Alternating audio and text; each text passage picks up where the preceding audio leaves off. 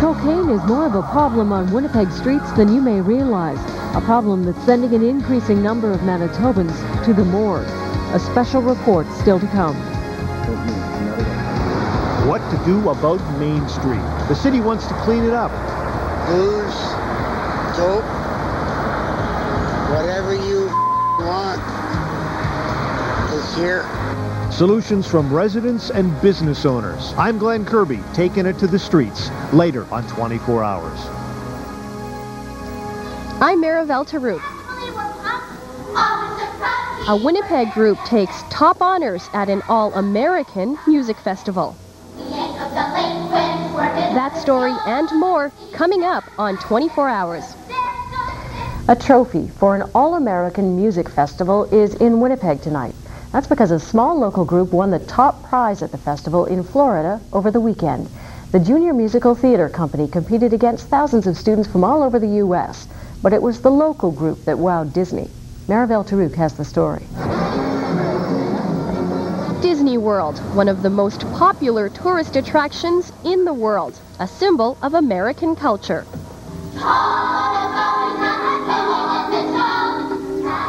So what are these Winnipeg kids doing here? And what are they doing competing in Disney's All-American Music Festival?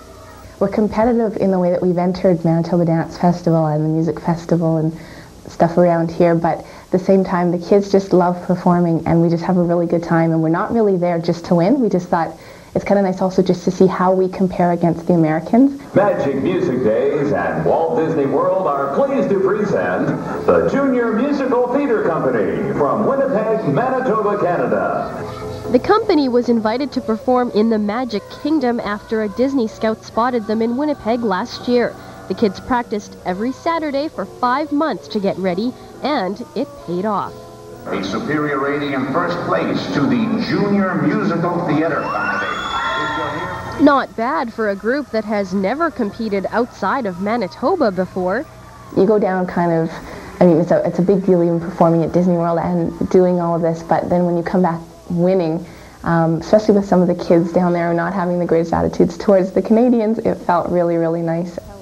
Larson Richardson says the company now has its sights set on New York. Now that they've conquered the Magic Kingdom, the group hopes to take a bite out of the Big Apple. Marivelle Tarouk, CBC News, Winnipeg. And we're not done. There's another success story associated with the trip. As you can tell, I'm joined by 2 trophies and Sarah Shep. She's one of the members of the Junior Musical Theatre Company, but you won this trophy by yourself. Yeah. How did that happen? Well, we did 3 songs as a group, and then I was featured in one of them, and they chose an overall soloist as the winner of that, so I won that award. Now, did you even know you were competing for that? We knew we were just in the festival with the 3 songs, but we had no idea they would choose someone else. What happened when they announced that you'd won? Oh, it was amazing. It felt like the Academy Awards, kind of, because I got to walk down an aisle, and that was really cool. That's great. Now, you mentioned to me earlier they didn't even know your name when they announced it. No, they just said the lead soloist from JMTC, and we thought, well, who's that? And then the director said it was me, so I got to walk down. That's great. How did you feel about being the only group from outside of the U.S. that won an All-American award? It was really neat, though, because everybody was a bigger group, too, and they were all cheering for their cities and stuff, and we got to say, yay, Winnipeg. We had little pins that we gave them, and everybody was nice to us. Now, here's you guys performing. What were you thinking when there were all these people watching? It's Disney, it's the big time. Oh, it was amazing. It was a great feeling. It was just great. Did you guys feel confident? Did you think about it afterward and say that was a good one? Yeah, it went really well for so early in the morning. It was 7:30 our time when we had to perform. Most people can't talk at all at 7:30 in the morning. We woke up early and warmed up. Well, good for you. You guys did a great job. Thank you. Now, we're just about to go to weather here on 24 Hours, so I wonder if you'd sing us into the weather with a couple of bars. Alrighty. Here we go. I'm singing in the rain, just singing in the rain. What a glorious feeling, I'm happy again.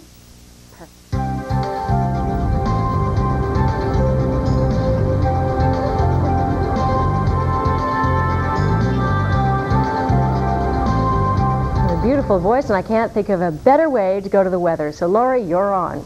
Well, you know, Diana, we could be singing in the rain, but could you ask Sarah maybe? I know the words to start spreading the news, New York, New York. If, you know, if I practice for the next, well, few minutes, would she take me along? She might do that. Okay, well, I'll tell you about the weather and then I'll talk to Sarah. We've had a fairly beautiful day in Manitoba today, although I must say the winds are a little bit brisk. Right now in Winnipeg, it's partly cloudy and 2 degrees. Tonight we're going down to -3, and tomorrow we'll see highs between 5 and 8 degrees.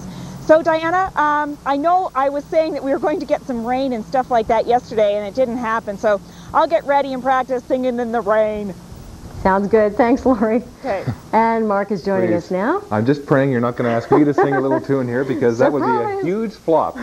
My voice is nowhere near Sarah's. Very nice. Congratulations, by the way. Thank you very much. That trophy's probably as tall as you are, the one way over there, the big one we had there. They're great. Well, good for you guys. One of the few Manitobans who can count herself an All-American, I would think. Yeah, I would say so. Way to go. And pass that on to your colleagues as well. I will. All right. On with the sports. This is it, folks. The Blue Bombers continue to make more deals than Monty Hall. 3 more tonight to tell you about, beginning with a player they consider to be the cornerstone of their offensive line.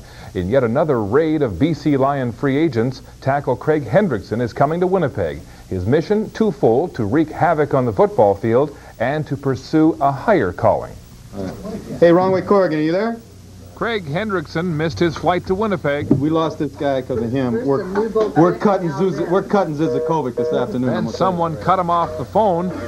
Once they got the glitches out, Jeff Reinebold savored another coup. So we feel like we've got a 28-year-old guy who's signed now for 4 years that will come out of here at 32, right at the peak of his career, and I think that it's a huge, huge sign for us. Left tackle Craig Hendrickson was rated #1 on the Bombers' wish list of free agent linemen. The Bombers became his choice when he learned he could continue his religious studies to become a minister in Manitoba. Well, early in the negotiating process, they realized that the only way I could come to Winnipeg was, in fact, if there was a school there that I could continue my studies, because my studies are the #1 priority in my life. Hendrickson learned he could attend theology programs at Providence in Otterburn, Manitoba, and here at the University of Winnipeg. The dean says he'd be welcome hitting the books while he hits opponents. It's quite a bit to do, and I think I'm sure he has the commitment for doing that, but I think it would be hard work. Some football coaches worry that players who are religious often lose their aggressiveness. Not Jeff Reinebold. The thing that I enjoy about Craig is he has the ability to take that hard edge out on the field and between the lines be nasty, but then as soon as he walks across the lines, he can divorce himself from it and recognize that he's a human being. For some people, I could see where there would be a connection there of trying to be disciplined in a physical way as well as disciplined in a spiritual way. So that's not an uncommon connection. Ministry after football is what my career will be, if career is the right term for it. I feel that God has called me to do that, and to pursue my education while I'm playing is very important. And so for now, Craig Hendrickson will be revered for his toughness, and someday a reverend for life.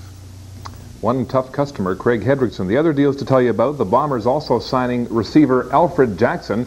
Remember him? He starred in Winnipeg for 2 seasons in '94 and '95. AJ's back from the NFL Minnesota Vikings, where he'd become unhappy playing in the defensive secondary. The Bombers have also traded defensive back Gerald Vaughn to Hamilton as part of the deal that brought Miles Garrell back to Winnipeg. And that'll do it for our first shot of sports. What an interesting cast they're putting together on that team. They all sound like they have such definite personalities. They sure do, and as Jeff Reinebold says, they're all going to hate us in the CFL, and they're all going to want to play for us. Sounds good to me.